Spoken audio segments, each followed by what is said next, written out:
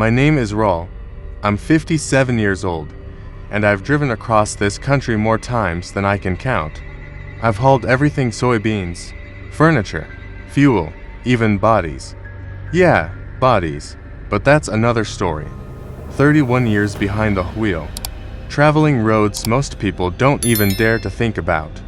And so long alone, with the hum of the engine as your only companion, you learn that the silence of the night can hide things that should never be heard. I'm not a man of many words. Real truckers keep more than they tell. But there are 3 things I've lived through, 3 secrets no sane man should have seen, and most of my buddies swore they'd take them to the grave. But after what happened to me on Highway BR 316, I can't keep quiet anymore.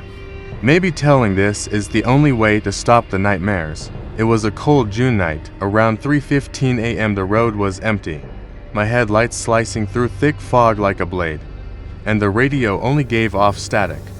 The truck slid smoothly over wet asphalt, and for some reason, I couldn't shake the feeling that someone was watching me. You ever get that sense that someone's staring right at you through the rearview mirror, even though you're alone? The first secret is about the woman on the curve. People call her legend. I call her real. It happened near our covered Pernambuco. I had just left a gas station where the attendant told me another driver vanished days before after giving a ride to a woman standing alone by the road. I laughed, of course, who believes that stuff? But about 40 kilometers later, there she was. Long, wet hair, a white dress clinging to her body, and a small suitcase at her feet. I almost didn't stop, but there was something in her eyes. Something that made me hit the brakes. She asked for a ride to Garanhans. She got in without a word, just staring out the window. The silence around her was heavier than the night itself. After about 20 minutes, the temperature inside the cab dropped. The windshield started fogging up, even with the defroster running. Then she spoke. Her voice didn't come from beside me, it came from the radio. "Do you know what they did to me?" she said. I turned to look at her. The seat was empty. The truck began to shake violently, as if something was pounding on the cargo. I stopped on the shoulder and got out. Her suitcase was still there, wet, dripping. I opened it. Inside was a white dress, identical to the one she'd worn, and an old work badge that read Helena Duarte, 1994. The next morning, a highway patrol officer pulled me over for inspection. When he saw the badge on my dashboard, he turned pale. Said that woman died in a crash right there, nearly 30 years ago. Since then, truckers claimed to see her, always the same, alone, soaked, with her suitcase by the curve. I never picked anyone up again after that, not even other drivers asking for help, because what looks human sometimes isn't. But the second secret, that one's not about ghosts. It's about what loneliness does to a man. There's an old station deep in Bahia, near a town called Euclides da Cunha. Most drivers avoid it. They say the owner went mad and vanished. I stopped there once. I'd been driving for 18 hours straight. I parked, went inside, and asked for coffee. The woman behind the counter had eyes that seemed to read right through me.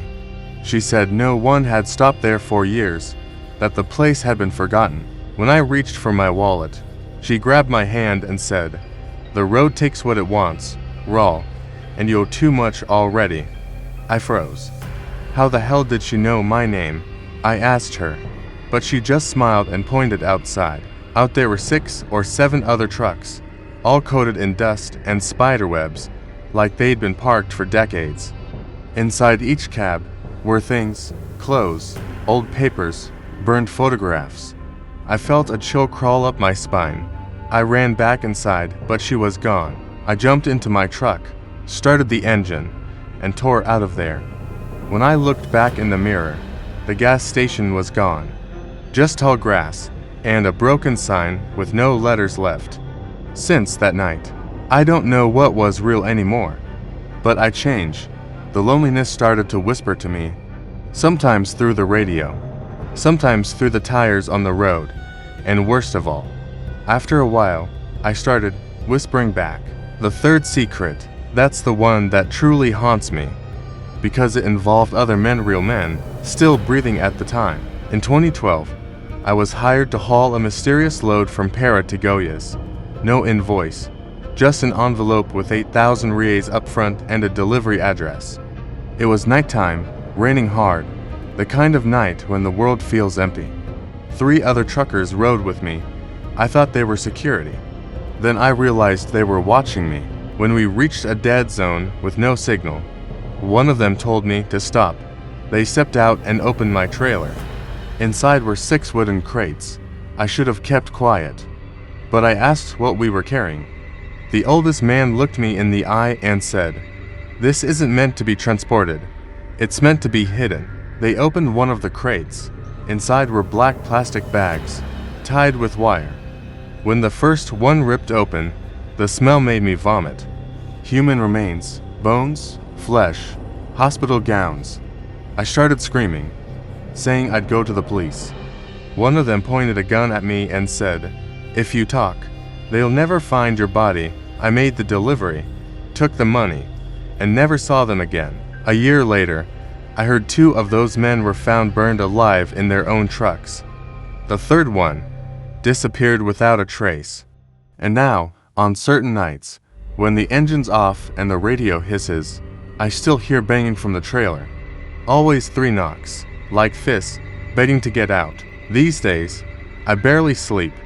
The road has become a line between the living and whatever's left behind. Most people think the dangers of the highway are robbers or accidents.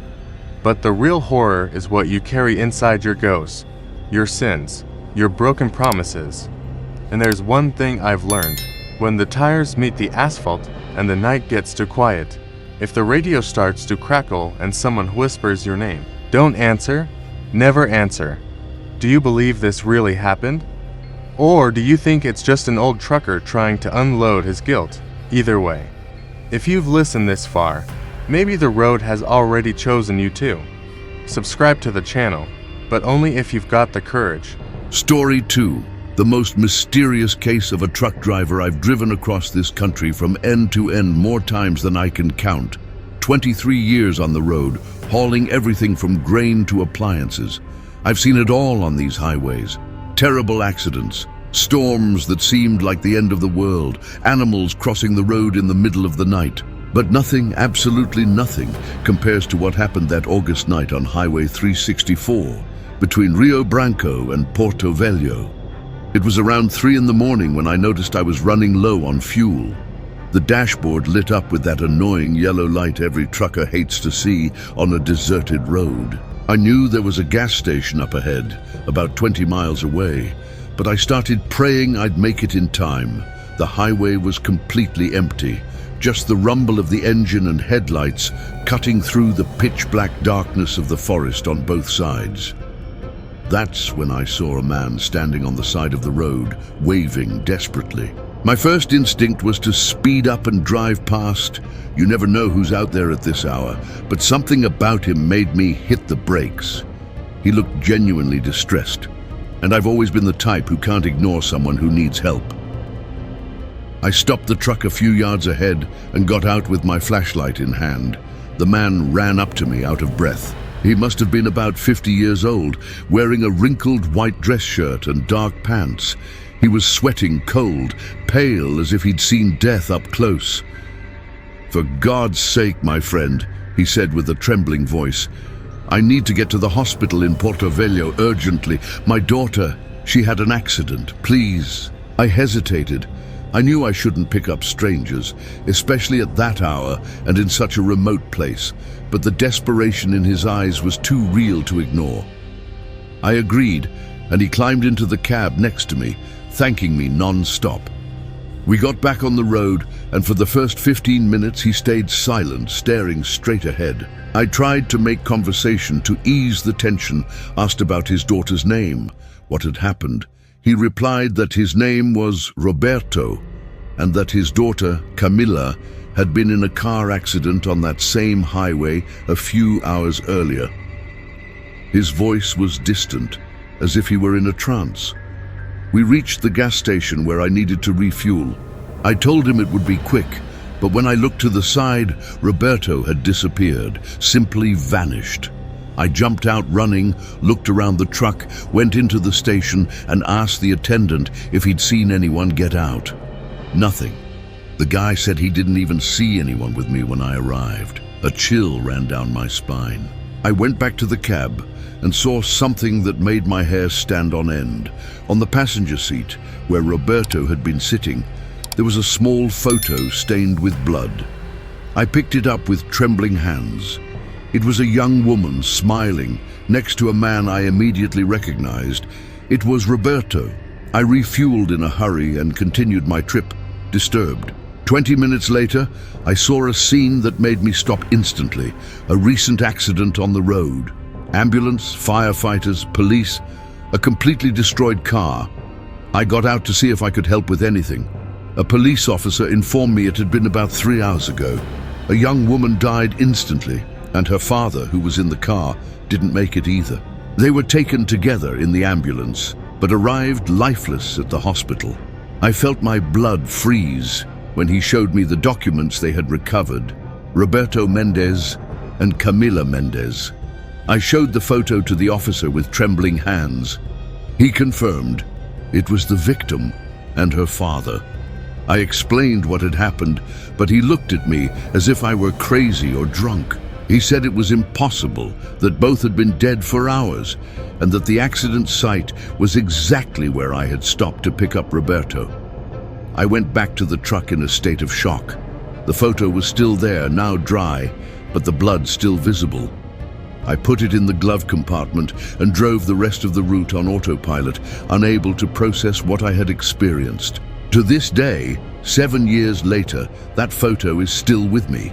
I've told this story to dozens of truckers at roadside stops, and many look at me with skepticism. Others, however, share similar accounts of inexplicable encounters on the road during the early morning hours. I've never driven through that stretch at 3 in the morning again, and when I have to, I speed up and don't look to the sides. Because I learned that there are mysteries on these roads that reason can't explain, and that sometimes the dead don't accept leaving without taking one last trip. Roberto just wanted to be with his daughter, and somehow he managed to.